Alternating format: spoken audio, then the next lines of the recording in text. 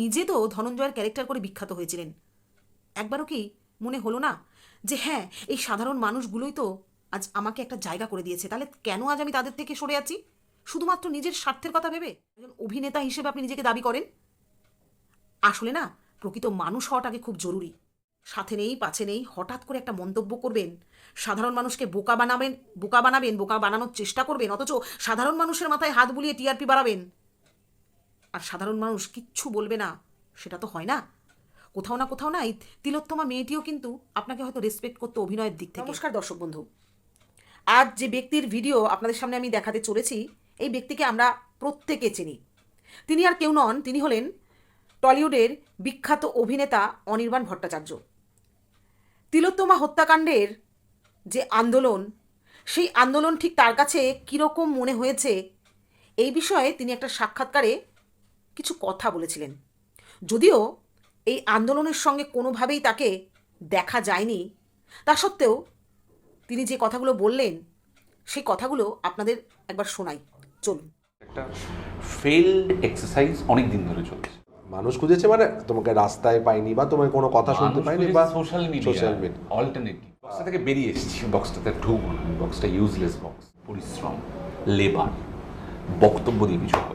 অনির্বাণ বানিয়েছে, অনির্বাণ ঠিক সেই কাজে আছে। বক্তব্য অনির্বাণকে অনির্বাণ বানায়নি। অনির্বাণের অভিনয়, অনির্বাণের কাজ, অনির্বাণের গান অনির্বাণকে অনির্বাণ বানায়। বন্ধুরা, আপনারা নিজে কানে এই ভিডিওর মাধ্যমে শুনলেন তিলোত্তমা হত্যাকাণ্ডের আন্দোলনকে উনি ঠিক কি বলেছেন।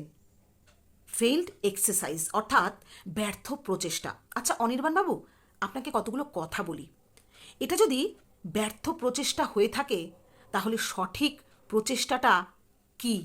আর আপনার যদি জানাই থাকে, তাহলে আপনি এতদিন সেই প্রচেষ্টাটা করেননি কেন? নিশ্চয়ই নিজের স্বার্থের কথা ভেবে, তাই তো? আসলে আপনি সাধারণ মানুষকে ভীষণভাবে বোকা মনে করছেন। আপনি বোধহয় ভুলে যাচ্ছেন এই সাধারণ মানুষগুলোই কিন্তু আপনাকে অভিনয়ের দক্ষতার জায়গাটা দেখিয়ে দিয়েছিল, আর সেই কারণেই এই কথাগুলো আপনি বলতে পারছেন। আপনি নিজেকে খুব বড় মনে করছেন, তাই না? আপনি তো টলিউডের অভিনেতা। হ্যাঁ, অনেকগুলো সংস্থার সঙ্গে আপনি যুক্ত, আপনি অভিনয় শেখান, সেই দিক থেকে আপনাকে রেসপেক্ট করি। কিন্তু বলিউডের এমন অনেক শিল্পীরা যারা নিজেদের মতো করে আন্দোলনটা করেছেন, তাদেরকেও কি আপনি বোকা বলে পরিচয় দিতে চাইছেন, নাকি তাদের থেকে আপনি নিজেকে অনেক বেশি বড় মনে করছেন? অহংকার বোধটা না এতটাও ভালো নয় যে ঝড়ে পড়ে যাওয়ার সময় এসে যায় সামনে। আসলে আপনি নিজের সুবিধাটা খুব ভালো বোঝেন, সেটা আপনাকে দেখলেও কিছুটা বোঝা যায়। আপনি বড্ড বেশি প্রফেশনাল।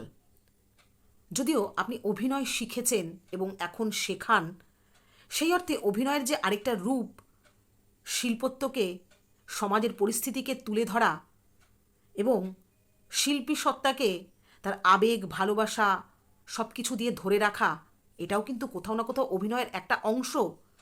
আপনি বোধহয় এটাকে বাদ দিয়ে পুরোটাকেই প্রফেশনাল মুডে এনে অভিনয় করেন। নাহলে আপনি নিজে তো ধনঞ্জয়ের ক্যারেক্টার করে বিখ্যাত হয়েছিলেন। একবারও কি মনে হলো না যে হ্যাঁ, এই সাধারণ মানুষগুলোই তো আজ আমাকে একটা জায়গা করে দিয়েছে, তাহলে কেন আজ আমি তাদের থেকে সরে আছি শুধুমাত্র নিজের স্বার্থের কথা ভেবে?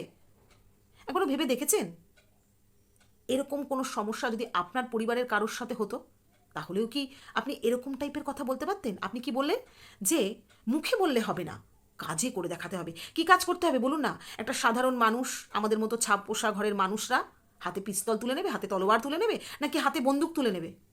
নিশ্চয়ই যে যার মতো করে শান্তভাবে প্রতিবাদটা চালাবে, সমাজকে ক্ষতিগ্রস্ত না করে, যাতে সমাজের এই সমস্যাগুলো থেকে প্রত্যেকটা মানুষ মুক্তি পায়। এই আন্দোলন কি কোনো স্বার্থ নিয়ে আন্দোলন ছিল, নিজের স্বার্থের জন্য নাকি সমাজের স্বার্থের জন্য? এটা কি আপনি একবারও ভেবেছেন একজন অভিনেতা হিসেবে আপনি নিজেকে দাবি করেন? আসলে না, প্রকৃত মানুষ হওয়াটাকে খুব জরুরি। একজন প্রকৃত মানুষ, তাকে আর বলে দিতে হয় না যে আন্দোলনটা কোথায় কোথায় করা উচিত। আপনি সাথে নেই পাছে নেই হঠাৎ করে একটা মন্তব্য করবেন, সাধারণ মানুষকে বোকা বানানোর চেষ্টা করবেন, অথচ সাধারণ মানুষের মাথায় হাত বুলিয়ে টিআরপি বাড়াবেন, আর সাধারণ মানুষ কিচ্ছু বলবে না। সেটা তো হয় না। কোথাও না এই তিলোত্তমা মেয়েটিও কিন্তু আপনাকে হয়তো রেসপেক্ট করতো অভিনয়ের দিক থেকে।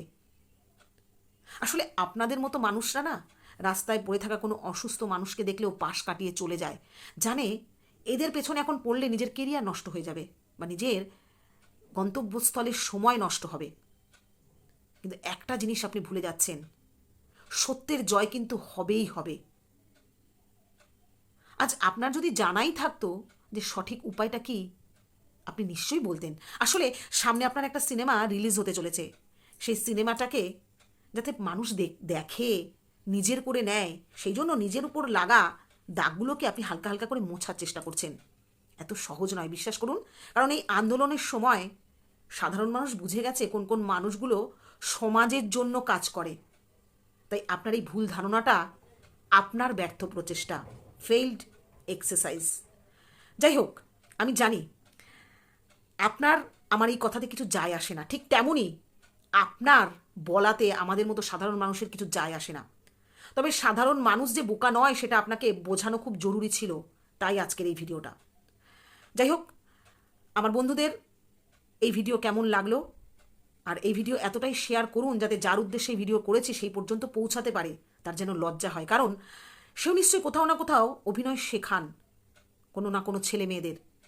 তাদেরকে অভিনয়ের মাধ্যমে কি শেখাচ্ছেন এটাও তো জানা দরকার। শুধুই স্বার্থপরতা, নাকি প্রফেশনটাকেই আসল বলে ধরে নিতে হবে, মানবিকতার কোনো দাম নেই, এটা তো জানা দরকার আছে। কারণ তিনি আজকে যেটা করলেন তাতে করে তার স্টুডেন্টরা তাকে ঠিক কোন চোখে দেখছে এটা তো আমরা জানতে পারছি না। তাই তার ভুলটাকে ধরিয়ে দেওয়া সাধারণ মানুষ হিসেবে আমাদেরই কর্তব্য, কারণ আমরাই তাকে এই জায়গাটা একসময় করে দিয়েছিলাম। নমস্কার, সকল বন্ধুকে একটাই রিকোয়েস্ট করব, এই ভিডিওটা শেয়ার করুন এবং আমার এই ভিডিওটা আপনাদের সঠিক বলে মনে হলো কিনা অবশ্যই কমেন্ট করে জানাবেন। ভালো থাকবেন সবাই।